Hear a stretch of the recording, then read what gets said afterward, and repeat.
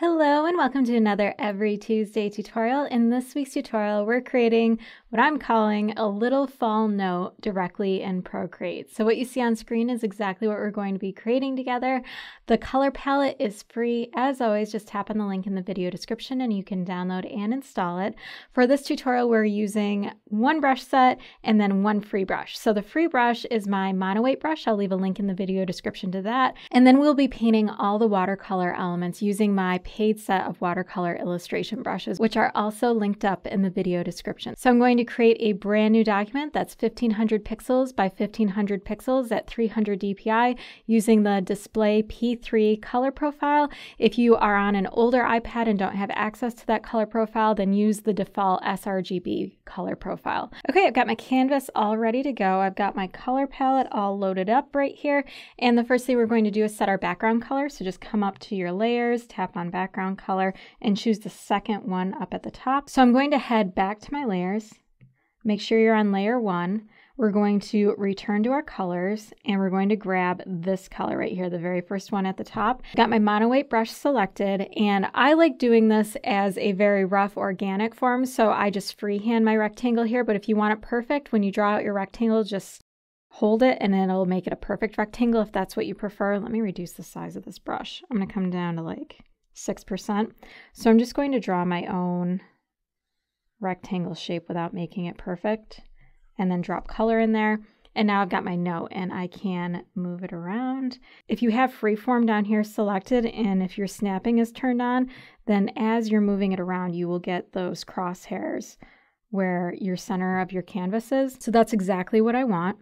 I'm going to give myself a guide around the outside of my note so I can have an idea of how far I want my branches to go. So to keep that balance, I'm going to actually duplicate my little note. Let's first rename this layer. So just tap on the layer thumbnail, hit rename. If you're on Procreate 5X with the newest iOS 14, you can scribble out the name and then write it right here, and it will change it to regular text, which is really helpful. So once you have that, I'm going to slide this to the left, choose duplicate, and this bottom one I'm going to enlarge. So once it's selected, you're going to come down here and choose uniform, and then pull out a corner node, and this will keep it proportional to the original one.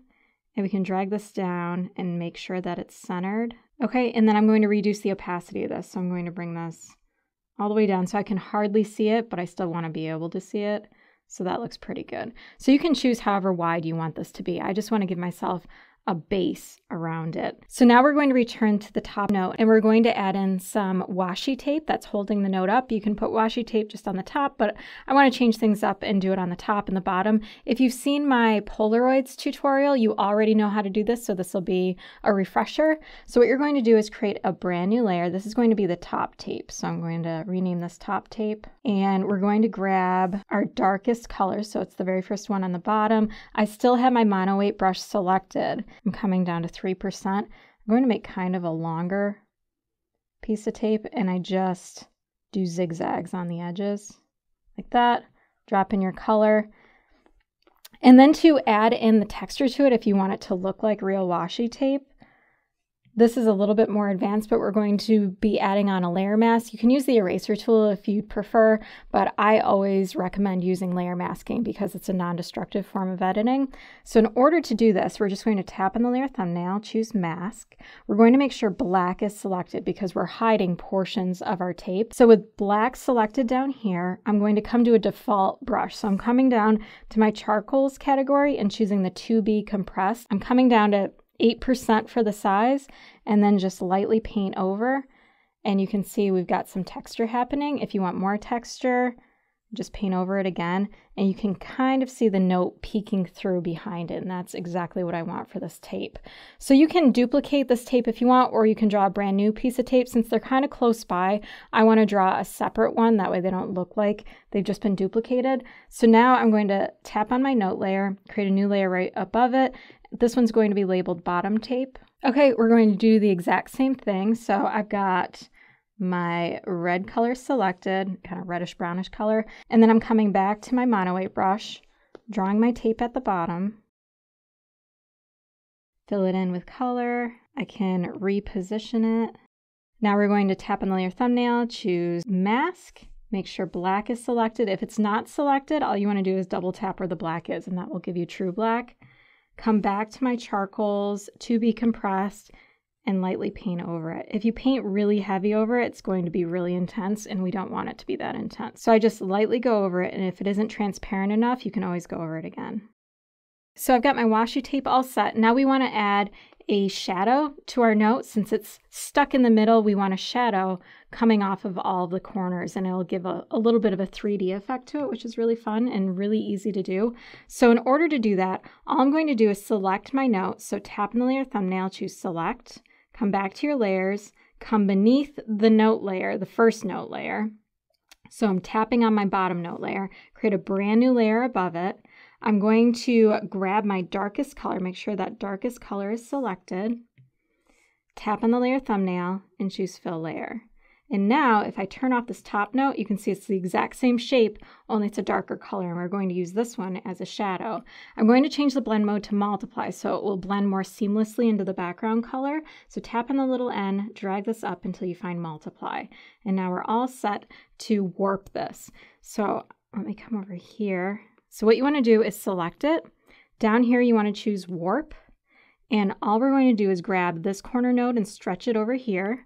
Grab this corner node over here. Do the same thing at the bottom. Now we've got our corners pulled out, but we don't want anything along the edges showing. So in order to do that, I'm just going to put my stylus in the middle of this middle top square and pull down a little bit, and that will pull that whole part down. On the side, I'm going to do the exact same thing. So now you should only have shadows showing in the corners, just like that. Now we're going to add a Gaussian blur to it. So come up here, choose the magic wand, choose Gaussian blur, hit layer, and then just drag to the right. And I'm going to drag to about 2.5%. Now we're going to reduce the opacity because this is a really dark shadow and we don't want it to be that dark. So tap on the little M and drag this down to about 30%. We've got our shadow, and if we zoom out, so I'm actually going to pull this edge out just a little bit further. So with it selected, with warp selected, I can just pull it back out just a little bit. I still don't want it to appear right in the very center, but I want more of a transition right there so it feels a little bit more real. So now we can start working on all of our elements that are going to go around this note. Let me label this one shadow. Okay, so now all of our elements are going to exist beneath our note layer because they're going to be behind the note layer. This is just our reference. Let me relabel this one reference. This layer is just going to let us know how far outward we're going to draw our different elements. So everything can go on top of the reference layer. So I'm going to create a new layer right above the reference layer. And this one's going to be my branches. So I can label this one branches. For our branches, we're still using the exact same color that we used for our shadow and our tape. We're changing our brush. Now we're going to head into the watercolor illustration brush set. We're going to grab our round liner brush, and we're going to use this for all of our branches. My brush size is 6%. And now you can do as many branches or as few branches as you'd like around it. I like making mine really full, so I tend to go and make a lot of branches when I'm drawing. But what you're going to do is this is your top edge. You don't want all of your branches to touch the top edge because then you're going to have this really big square looking thing. So it still needs to feel organic. So I have some that come past it and some that stop short of it, but they're all in the general height of where that line is that I originally drew. And on some of these branches, as I come around, I'm going to add a few at the very end, and these ones are going to be for berries that I'm going to draw in later. You don't have to do this for every end, but I usually put at least one on every large branch that I have because I want the berries to be well dispersed throughout the entire layout. So I'm going to speed up the video, but that's my train of thought as I'm coming around here.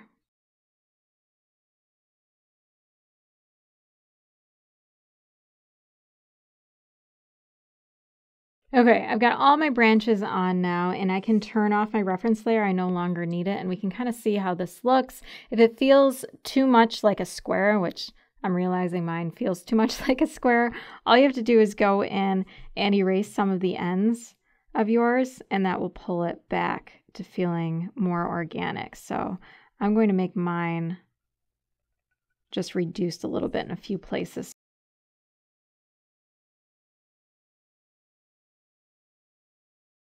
That feels a lot better to me. I kind of rounded off those points in the corners, and that seemed to help the most. I still want it to feel like it's surrounding my note and it is a rectangular shape, but I don't want it to be like perfectly rectangular where everything goes to the same edge. So that feels a lot better, so we're ready to move forward. The next thing we're going to do is add in our berries. So I can create a brand new layer right above my branches, label this one berries. And now we're going to grab our orange color, come over to your brushes, and for this one we're using our medium paint round brush.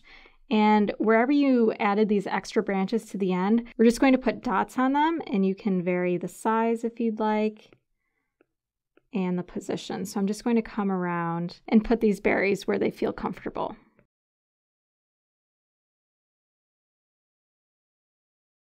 Okay, take a look at your layout, see if everything feels balanced or the way that you would like it. I think I'm going to add a couple down here. You can add berries even where you didn't pre-plan to put them. It's totally fine. These are really versatile. So that feels pretty balanced. This one feels way too dark compared to everything else. So I'm just going to repaint these ones in. So the next thing we're going to do is add in some leaves, and the leaves will really start filling everything out. So we've got some yellow leaves and some brown leaves. So we're going to start with the yellow leaves first, and then we'll finish everything off with the brown leaves and then some evergreen branches. So you're going to come over to your layers palette, create a brand new layer above your berries layer, label this one yellow leaves, come up to your color palette, grab the yellow at the very end on the bottom. And then we're going to continue using our medium paint round brush for this. So come up to your branches, and all you're going to do is create some really skinny leaves and just sporadically put them here and there. They don't have to be everywhere because it is fall, so these are going to be pretty sparse.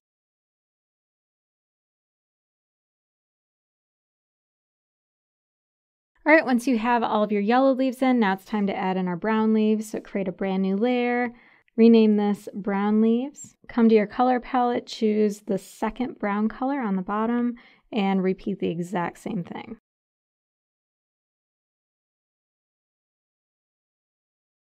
Okay, we've got all of our brown leaves on now, and the last thing we're going to do is add in some evergreen branches. So above your brown leaves layer, we're going to create a brand new layer. We're going to call this pine.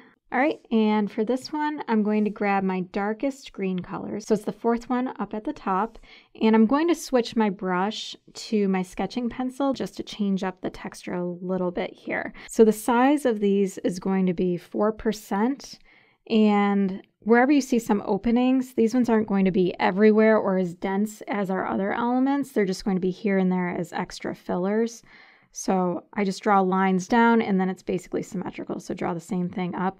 As you get closer to the top, they're going to get shorter. So just keep that in mind. And I'm just going to come around, and some are going to lean one way, some are going to lean the other way. So I have a little bit of extra variety in that respect as well. So I'll speed up the video, and then I'll be back.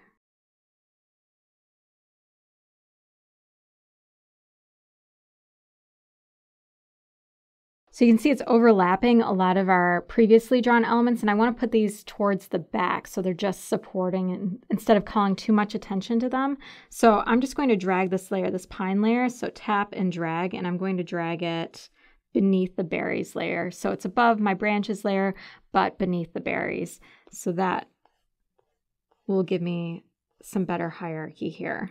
All right, so that's all set. That's looking nice and full. So the last things we need to do is add a quote to our note, so we can do that right now. And whenever you're putting lettering on a hand-drawn element like this, I tend to write uphill just naturally, so to keep myself and force myself to write in a straight line, I like turning on the drawing guides for this. So just come over to your wrench, go to Canvas, and then toggle on drawing guide. And I actually just leave it at the default, whatever the default is. Let's see, if you go into edit drawing guide, my grid size, let me just bring this down to 45 so it's nice and even, and that's it. So I just leave it like that. I'm going to grab my medium green, which is the third one up at the top. I'm going to create a brand new layer on top of my note, since that's where our lettering is going to be. So tap on the note layer, create a brand new layer. Let's label this one lettering. I've got my round liner brush selected. So my brush size is at 7%, and now I'm just going to write out whatever quote you'd like.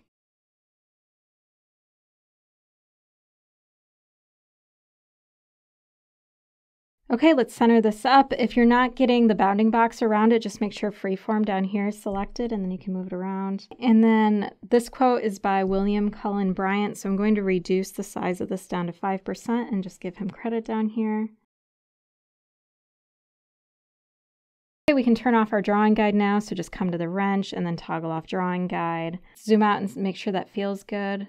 So the last and final detail is just adding a little bit of watercolor paper texture to all the watercolor elements. We're going to leave this note on the top untouched by this texture, but everything beneath it will have this watercolor paper texture. It'll just make it feel more painterly. So we're going to add this right underneath the shadow layer. So just tap on brown leaves, create a brand new layer. This one's going to be called texture. And what you want to do is grab true black. So double tap where the black is and you'll have black. In the same watercolor illustration brush set, if you scroll all the way down, I have these paper texture pattern brushes. So you can just select whatever texture you would like. There are 4 options right here.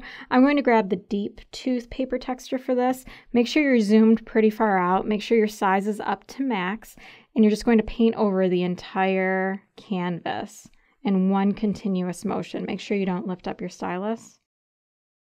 And then we've got that texture on there. And if you want everything to blend together a little more seamlessly, just change the blend mode of this to multiply. And then when we zoom out, it feels more like it was painted on watercolor paper. So that's how to paint a little fall note directly in Procreate. Once again, links to everything mentioned in this tutorial are right in the video description, including the free color palette, the free mono weight brush, and my paid set of watercolor illustration brushes. If you enjoyed this tutorial, please hit the like button, subscribe, and don't forget to hit the bell icon so you can be notified of new tutorials just like this one in the future. For more Procreate tutorials and freebies, head on over to my site, every-tuesday.com. You can also find me over on Instagram. My handle is everytuesday. If you try this out and post it there, I would love it if you tag me.